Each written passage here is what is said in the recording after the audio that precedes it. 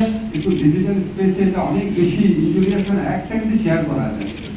আপনার প্রিন্টিং মিডিয়াতে দেখলে তো এক সেকেন্ডে শেয়ার করা যায় না, ডিজিটাল স্পেসে আরো বেশি প্যারালাইজ করা উচিত না? এই জন্য তো স্যার ডিফারেন্ট অফেন্স ক্রিয়েট করা যায়। অনলি বিকজ এর গ্র্যাভিটি বেশি অফেন্সকে আমি সেপারেট ক্রিয়েট করব এরকম করে, এটা হওয়া উচিত না। এটা থেকে প্যানাল কোডের আনা ইন্ডিয়াতে দেখেন আলাদা কিন্তু এরকম ল নেই, তারা সব ওই প্যানাল কোডের অধীনে।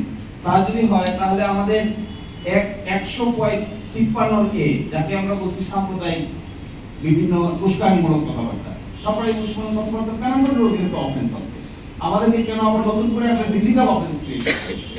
এবং আমার মনে হয় এই জিনিসগুলো কনসিডার করে আইনটা চেঞ্জ করে তিনটা ডাইমেনশন ক্রিয়েট করা উচিত। একটা হলো সাইবার সিকিউরিটির অংশটুকু সেপারেটলি, আর এই স্পিচটা বাদ দিয়ে দেওয়া উচিত, আর কিভাবে ইনভেস্টিগেটিভ জার্নালিজম এনশিওর করা হবে সেই অ্যাক্সেসটা ঠিক রাখা।